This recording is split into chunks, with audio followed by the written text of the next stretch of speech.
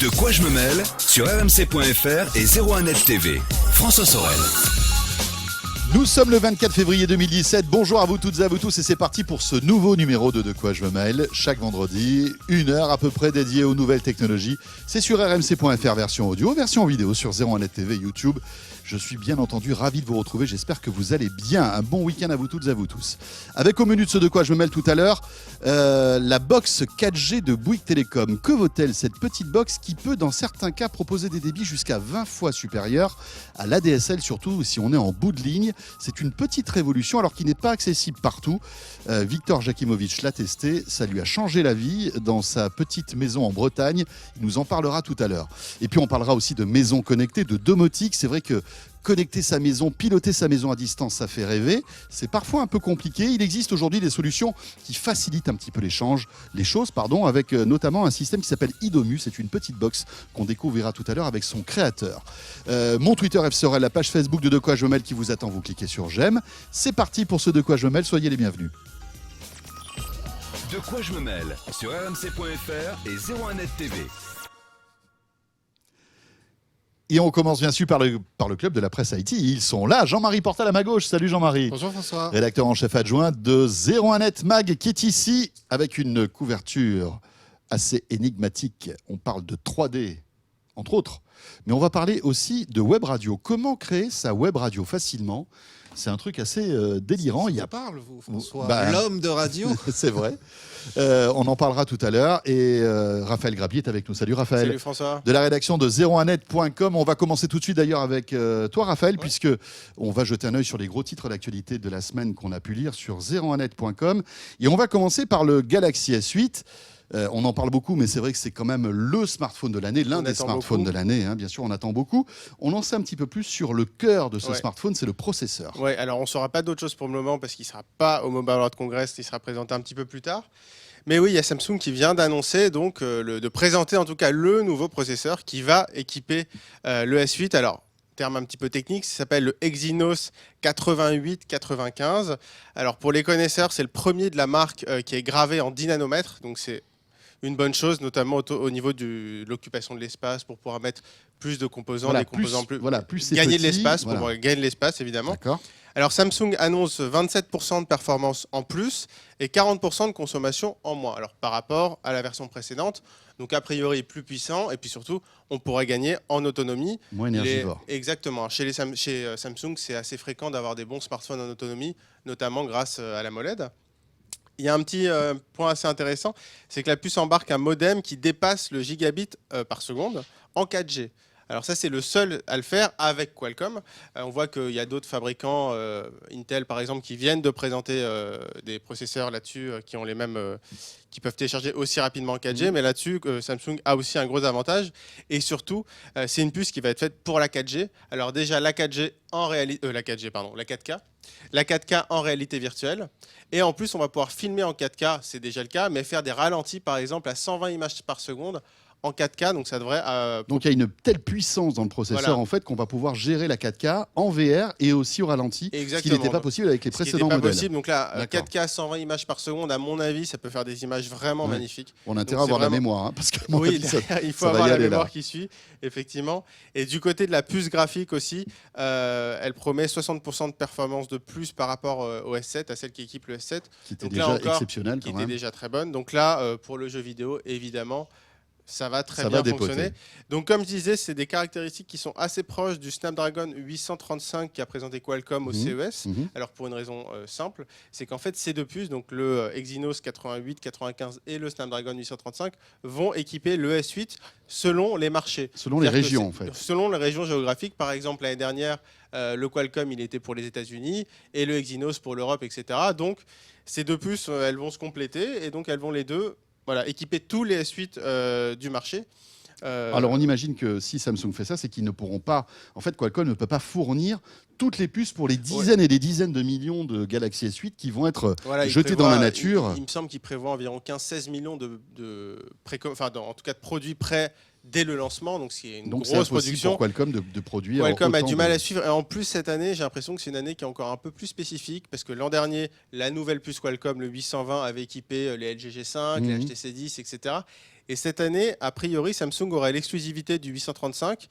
On verra d'ailleurs à Barcelone que les nouveaux T seront sans 835 parce qu'il y aura des contraintes de production encore plus fortes. Donc, il y aurait peu de pièces disponibles. Et donc, c'est Samsung qui raflerait la mise et ce ne serait pas assez pour lui. Donc, il complète évidemment avec sa puce. Raphaël, on enchaîne avec maintenant quelque chose de bien de chez nous. Mais un peu moins réjouissant. Tu parlais tout à l'heure du gigabit sur le, sur le Galaxy S8 qui va sortir dans quelques semaines.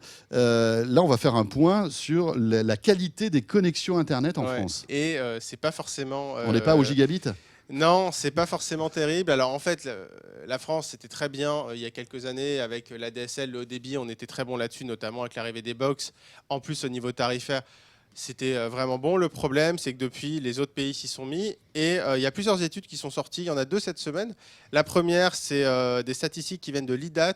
C'est un think tank en fait sur le numérique et ils ont fait une étude sur l'équipement et le taux de pénétration de la fibre optique. Et alors là, donc c'est un classement des pays européens d'abord. Alors pour rappel, il y a 2 types de fibres. Il y a le FTTH, donc la fibre qui va jusqu'à l'abonné, par exemple qu'on a chez Orange, et la FTTB qui va jusqu'à l'immeuble, par exemple qu'on a souvent chez SFR. Alors d'abord sur le FTTH, donc la fibre, ce qu'on appelle de bout en bout entre guillemets, la France est 20e en Europe avec seulement 2% de taux de pénétration, donc c'est vraiment très mauvais. Alors on compte justement principalement chez Orange, mais même chez Orange, il y a très peu de personnes qui ont cette fibre-là. On est loin derrière la Lettonie, par exemple, qui a 27% de taux de pénétration sur le FTTH. Je ne parle pas de la fibre en général. Plus petit aussi. Forcément plus petit. La Norvège, mais aussi le Portugal ou l'Espagne. Et même si on ajoute le FTTB, la FTTB, la France est 19e avec seulement 11% de taux de pénétration. Là aussi, on est loin derrière la Bulgarie qui a 26%, la Roumanie qui a 32%. Et alors, au niveau mondial, les meilleurs, alors c'est les Émirats Arabes Unis qui ont 94% de taux de pénétration, le Qatar, Singapour et la France, elle est 33e devant Trinité et Tobago. Donc après derrière ces chiffres, qui paraissent qui ne sont pas très reluisants. Il faut quand même rappeler l'historique. Donc je le disais, la France est un pays qui est historiquement déjà très équipé. Et quand on regarde en fait les très bons élèves, c'est des pays qui sont équipés assez récemment. Donc forcément, ils sont équipés avec les dernières technologies. Ils ont développé un réseau directement en fibre. Ils n'ont pas tous passif entre guillemets d'ADSL qu'on a en France. Donc la France, pour les opérateurs, ils ont déjà investi des milliards et des milliards avec la DSL, donc il faut quand même le temps de changer tout ça. Voilà, contrairement à des pays, si on regarde le Qatar, c'est un laboratoire. C'est un laboratoire. Il y a énormément d'argent aussi. Il y a énormément d'argent. Non, et puis en plus, mais même dans les pays du Nord, et même leurs infrastructures sont plus récentes. Oui, mais tout est plus récent. C'est des pays qui, en quelques dizaines d'années, ont complètement explosé. Donc, et puis c'est comme les pays du Nord de l'Europe et les pays de l'Est.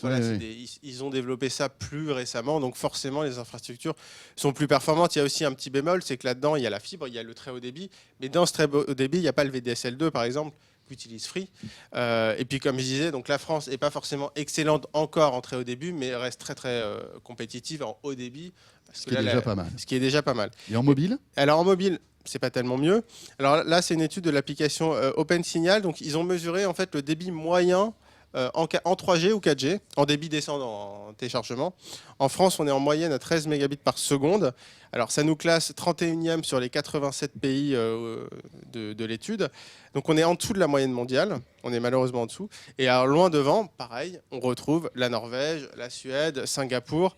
La championne du monde, c'est la Corée du Sud avec 37 mégabits par seconde en moyenne.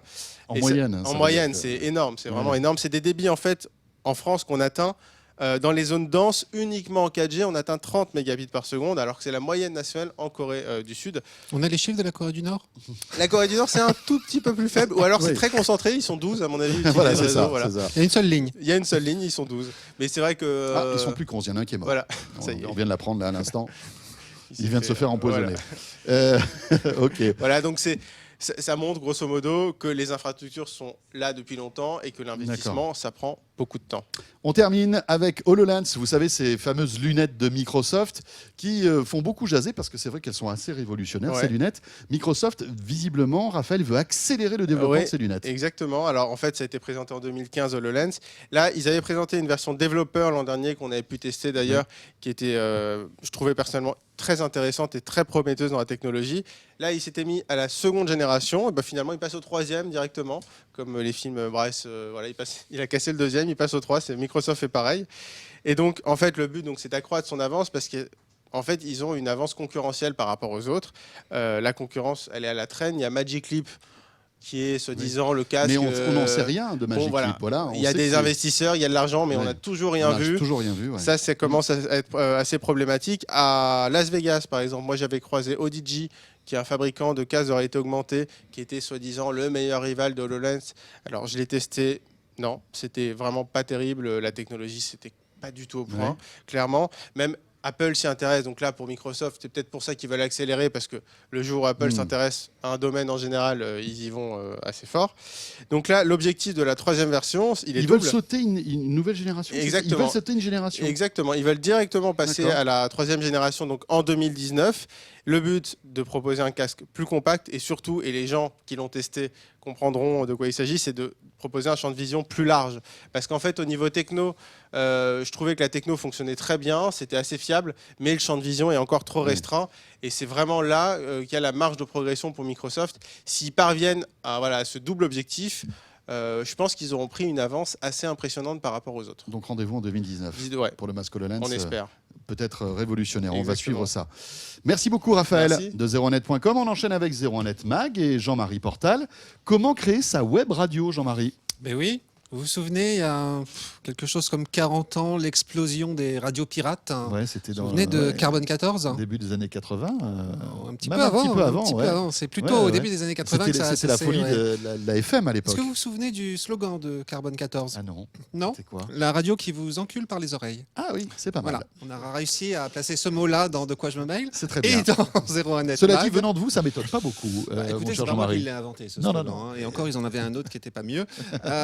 Mais on pensait que c'était fini, cette explosion des pirates sur les ondes depuis le début des années 80, jusqu'à temps qu'Internet arrive et finalement ouvre un nouveau champ de jeu Ouais. à ceux qui ont envie. C'est-à-dire qu'Internet est aussi un peu la FM des années 80 en Mais termes oui, de c'est ça. créativité, de radio. On peut créer très facilement une radio. Encore plus facilement qu'à l'époque d'ailleurs. Exactement. Et donc, il y a des petits génies qui ont eu l'idée de créer des services pour justement vous faciliter la tâche et vous permettre de créer votre radio. Alors, ils s'appellent Radio King, Vesta Radio, OneStream. Le problème, c'est que généralement, ils vous font payer un petit peu au prix fort leurs services. Mais il y a un service qui, depuis 2008, s'est développé et aujourd'hui propose quelque chose de gratuit et qui s'appelle Radionomie. Et donc nous on s'est dit, après tout, 01net, on a notre télé, alors on a notre magazine, on a, enfin bref, on a notre site Et web. pourquoi pas la radio? Et pourquoi pas la radio? Et ouais. Donc nous allons décider de créer 01net Pop Rock Station. Oh, ça sonne bien en plus. Ça sonne bien, hein. Vous Ouais, trouvez ouais, l'adresse dans le magazine. Bon, c'est une radio éphémère, hein, d'autant plus qu'on a un peu pompé le Pop Rock Station à Une autre radio concurrente. un peu plus connue, tout petit peu plus connue. À peine. Mais alors comment on fait? C'est compliqué? Alors déjà, il y a quand même certaines règles à respecter. Donc non, vous allez sur le site de Radionomie, vous avez tous les outils en ligne. Bon, il faut quand même se fader 76 pages de manuel utilisateur. Il faut quand même avoir envie de le faire et mettre un petit peu les mains dans le cambouis. Mais nous, en moins d'une semaine, on était prêts. Donc là-dessus, il faut quand même se fait pas comme ça en lire week-end, Ah non, il faut quand même lire un petit peu le mode d'emploi. D'accord. Et puis surtout, respecter certaines règles. Alors déjà, les règles de Radionomie, en l'occurrence, ce site ne vous permet de ne mettre en ligne que jusqu'à 1000 titres. Bon, ça va, il y a de quoi C'est pas faire. mal. Et au, Déjà bout 1000 de, titres. et au bout de 3 mois, si votre radio existe toujours, vous pouvez même passer à 3000. C'est le nouveau plafond. D'accord. Donc déjà, vous avez de quoi mettre de la musique. Alors, à savoir, vous pouvez mettre de la musique, mais vous pouvez faire des directs. Vous pouvez faire vraiment tout ce qu'on fait. C'est pas qu'une musicale. dans une radio. Si on a de la création, on pourrait très bien imaginer une radio de quoi je me mêle avec de la musique et au milieu de quoi je me mêle qu'on pourrait insérer dans la programmation. Exactement. Bon, alors par contre, les directs, effectivement, c'est des vrais directs. Il faut être devant son ordinateur avec le micro, s'enregistrer. Donc peut-être s'équiper d'un micro de bonne qualité. Ouais. Nous, on a commencé par mettre déjà de la musique. Mais alors, quand on met de la musique, il y a aussi d'autres règles à respecter. Mais une des particularités de Radionomie qui est justement intéressante, c'est qu'en principe, lorsque vous diffusez de la musique, il faut payer des droits à la SACEM. En l'occurrence, là, c'est Radionomie qui paye ses droits pour vous. D'accord. Donc, vous n'avez rien à payer du tout. C'est complètement gratuit pour le créateur de la radio. C'est complètement gratuit pour le créateur de la radio à partir du moment où vous êtes en mesure de produire les supports physiques de la musique que vous diffusez ou les supports digitaux, mais facture D'accord. à la pluie. Il ne s'agit pas de diffuser de la musique que vous avez piratée, quand vous apprêtez. D'accord. Si on a un abonnement Spotify, on peut mettre tout ce qu'on veut, ce qu'il y a sur Spotify. Alors, l'abonnement Spotify, Non, mais parce écoutez, que vous ça lisez fait les une- petites lignes en bas du... Ah bah, c'est la meilleure base de données finalement, ça Mais coûte oui, pas bien très sûr. cher. Ouais. Puis Spotify, Oui, on a quand enfin, même mais comme la pas musique ne nous Spotify appartient ou pas. Deezer ou un autre. Hein, Ouais, mais c'est vrai que la sauf- musique de non. Spotify ne nous appartient pas. Non, On la non, loue ça, en quelque oui, oui, sorte. Non, Donc, parce que la c'est- musique de Spotify, vous l'écoutez avec le lecteur Spotify, mais vous ne l'avez pas. Donc, vous ne Voilà, pouvez il faut- pas l'uploader Non, non, sur non. le site Il de faut Radio Mais pouvoir là, on Radio. est obligé d'uploader toute sa musique. Oui, oui, tout à On fait. n'a pas accès à une base Elle de est- données. On n'a pas. Non, non, non, non. Ah, Ce sont d'accord. vos C'est un titres que flux vous en- uploadez d'accord. au format MP3. En plus, c'est un Ah oui, format il faut très avoir le spécifique. C'est du 128 kilobits seconde à 44,1 D'accord. kHz. Donc, il y a un format spécifique. Il faut vraiment avoir Oui, les fichiers. fichiers, Donc, donc Il tout faut ce qui est avoir un disque dur abonnement, avec toute sa musique. Apple Music, Donc, ça marche Spotify, pas. Deezer, ça marche pas. Non, faut pas charrier. D'accord. C'est trop facile. Et une fois que vous avez fait ça, On Eh fait ben, sa grille de programme. vous faites votre grille de programme. Votre playlist. Alors là aussi, vous pouvez créer des règles. C'est très bien fichu sur le site pour justement votre D'accord. programmation, savoir ce qui va passer à quel moment.